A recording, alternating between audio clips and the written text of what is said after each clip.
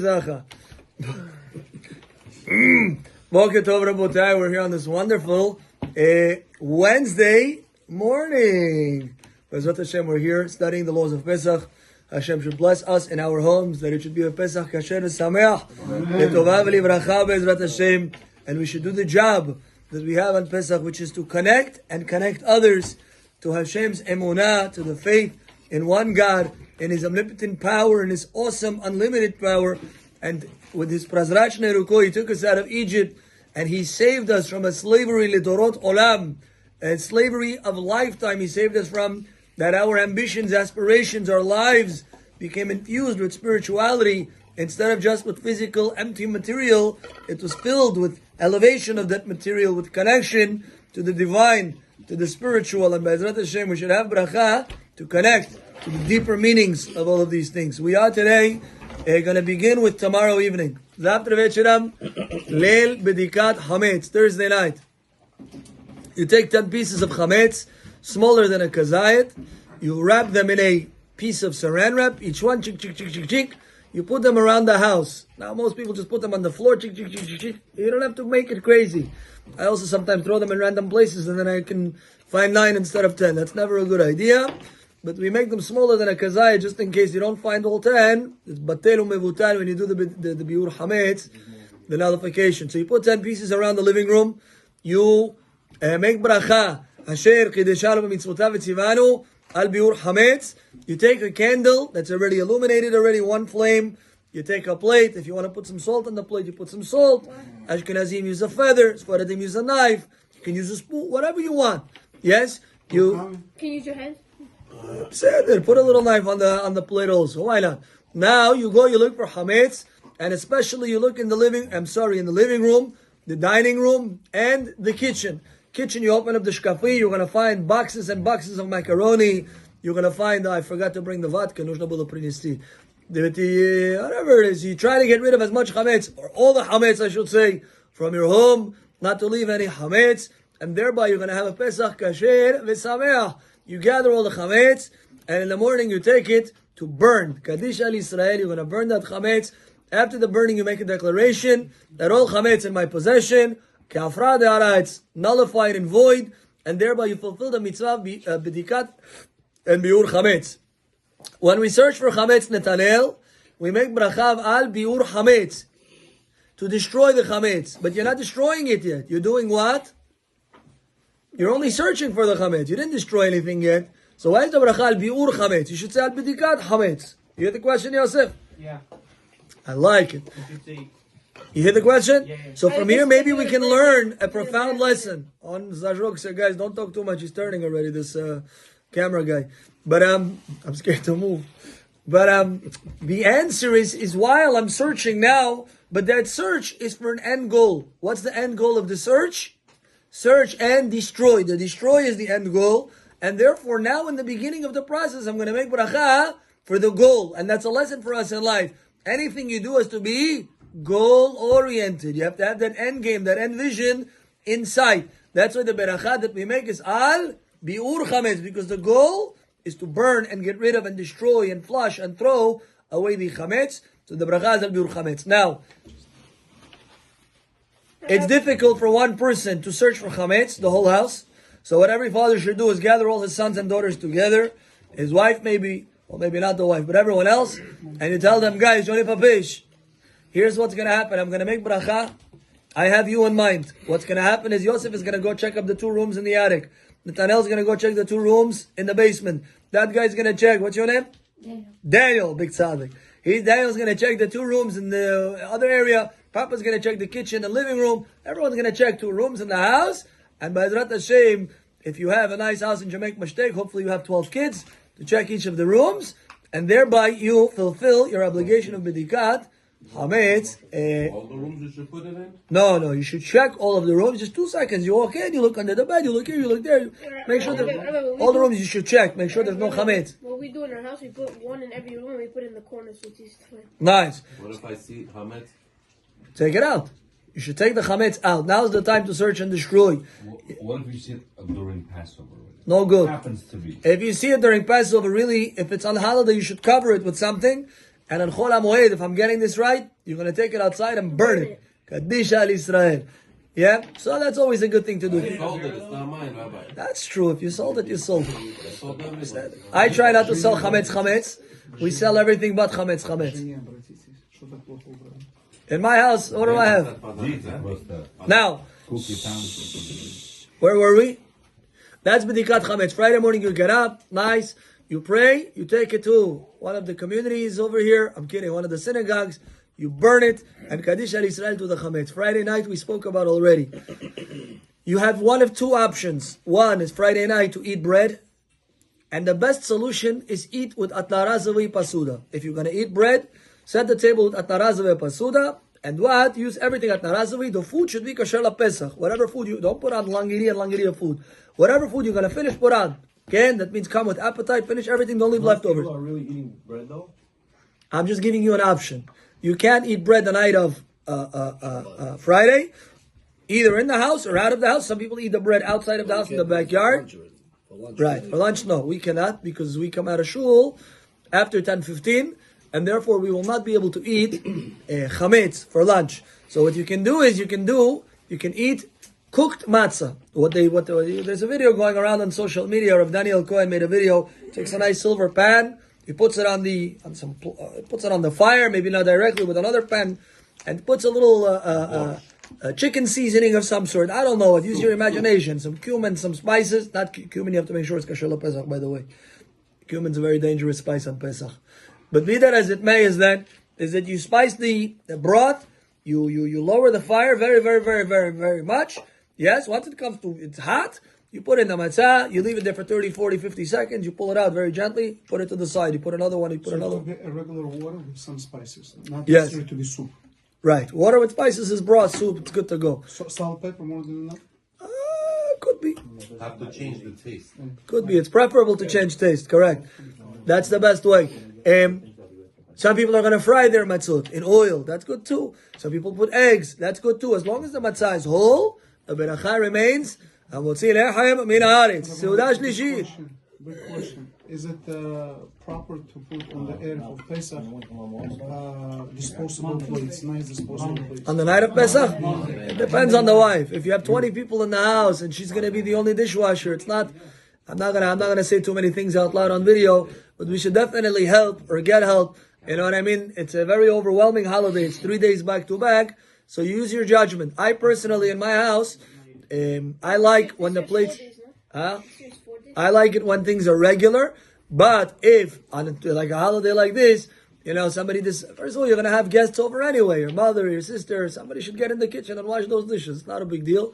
But if it is a big deal, and you can get some royal looking disposables, and as long as the shalom is in the home, that's the most important thing. That's number one. But Pesach generally is with our royal dishes and everything else. Tov, what else do we have?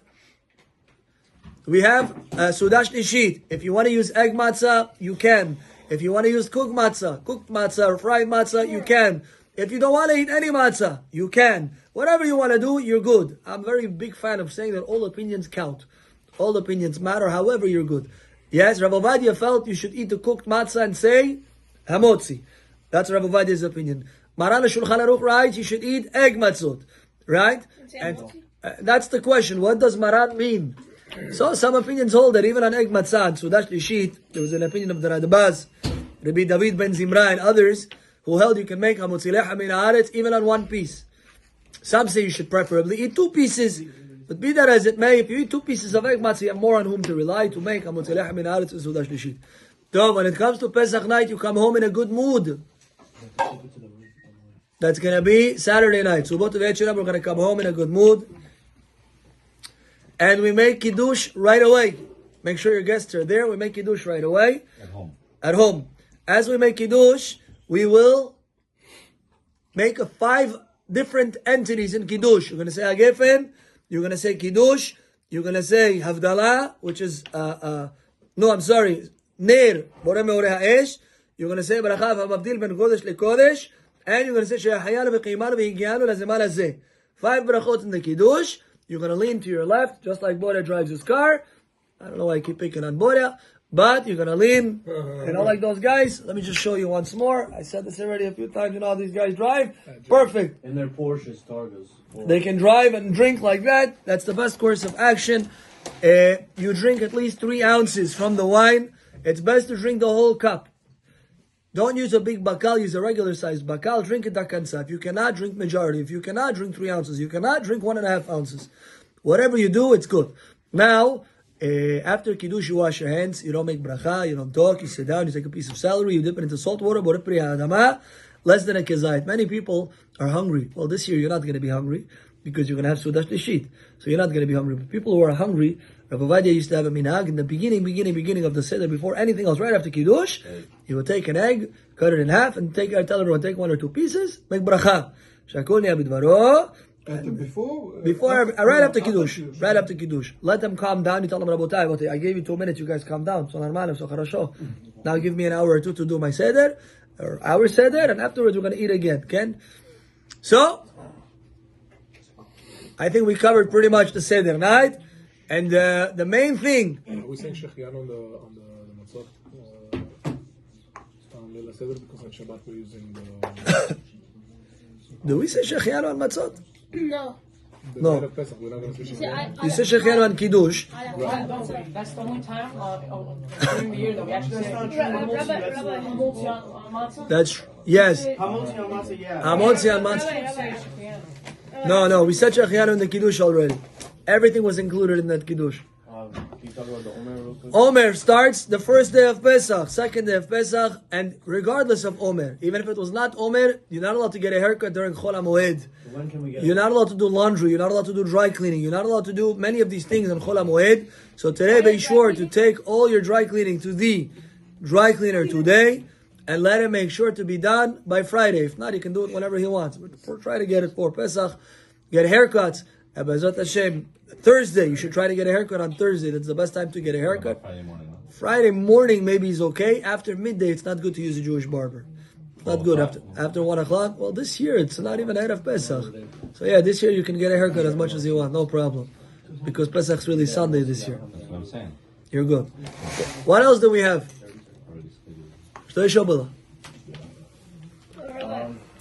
Tov, let's continue our Gemara. Shashliki, Sunday morning, 12 o'clock, you come home, you start a mangal, you get it gishmak, yishtabach shimcha la'ad. Sunday? Monday? Sunday morning. Sunday afternoon. And Monday. How do you cash on mangal? It's made out of bricks. Like it's built into the back. Fill it with coal. And have it run till it all burns down. Good. Fill it, light it, and let it Kaddish Al Israel. Like an oven, you just keep it on. Thursday. Okay, so what would you rather? Right, this year Musaf.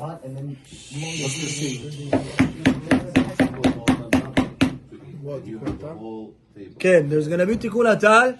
We're gonna make Tikkun Atal, and from Pesach until Sukkot, Bezrat Hashem, there's no more asking Hashem for rain. It's gonna be Barechenu instead of Barech Aleinu, and it's gonna be Morid Atal. Rabbi, for big family gatherings, most people are hungry, they want to get to the meal. So how long should you try to at least make your mangin? An hour. 45 minutes. I don't know, use your judgment. Don't lose the crowd. That's the main idea. What questions do we have? I have a question. The Gemara writes, we'll learn one thing. Rabbi Yehuda testified that Masi'in Isha Ed mipi ed v'afir mipi Isha. In the Gemara, really, if somebody wants to get married, you need how many witnesses? 2 witnesses. Somebody needs to get chas v'shalom a get, you need how many witnesses? 2 witnesses. If somebody disappeared, if somebody went to chas v'shalom somewhere and he disappeared, bez v'siprapal, the halakha writes, preferably you need 2 witnesses. If you don't have 2 witnesses, then the Gemara writes, even witness from witness. One witness came and said, I saw this guy, chas v'shalom, got killed. She can get married, the lady. Even a woman can come and say, I saw her husband passed away. The halakha would say, put it away. No. What's this? School? Eat Not quietly, school. please. This is not school. This is fun. No phones. Now, so the Gemara writes, "Masiin isha et mipi'ed." You're allowed to let her marry based on the testimony of one witness. But the Gemara says you got to be very careful. Why? What happens if tomorrow her husband comes back? What happens if tomorrow her husband comes back? Santa Barbara. She cannot live. She cannot live with her first husband. She cannot live with her second husband. She can live with the third one. Now, if she has, Why you must have done it? Why? because she, But back in the day, it was like that. They would disappear for years and then they come back knocking on the door. yeah, that's bad. The Gemara writes Only in one city. in Masechet Yevamot that because they were lenient with her, Chachamim gave a leniency to this lady to marry al pi echad by the testimony of one witness.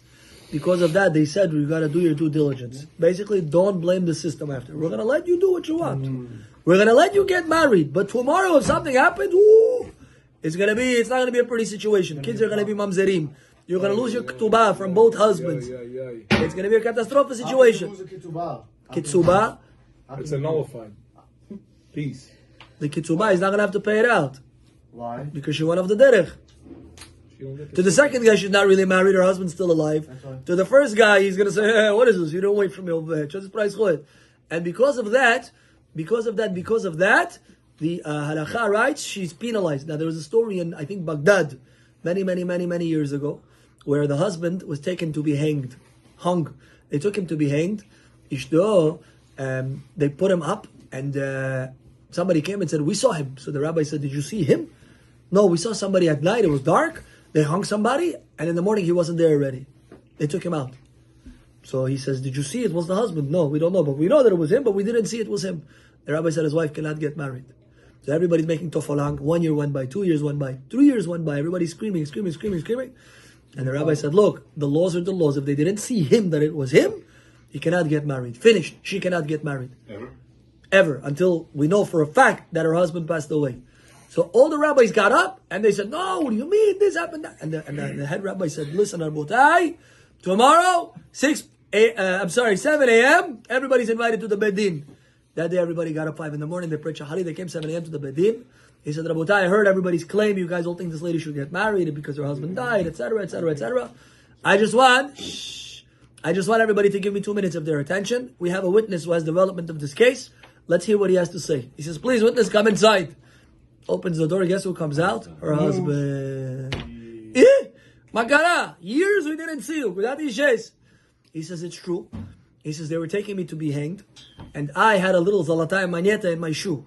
And I tell the guy, I say to him, the guy who's going to go and execute, I say to him, Habibi John, if I give you this golden coin, it's over 3,000, if I give you this gold coin, you're going to let me go? He says, the guy was foolish enough. He should have just killed him and taken the coin. He says, instead, he took the coin and he let him go. He says, but we saw somebody hanging. He says, I don't know who that was. It could have been somebody else.